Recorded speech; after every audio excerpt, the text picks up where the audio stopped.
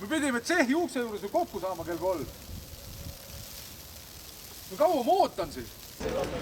No jaa, ma olen Tšehhis. Kus sa oled? Ma ei näe. No ma olen ka suure ukse juures. Mis suure ukse juures sa oled? Siin on uksi nii palju. Siin on rahvast on eemal pool täis. Ühesõnaga, ma olen Tšehhis. Tuli siia. Tšehhis?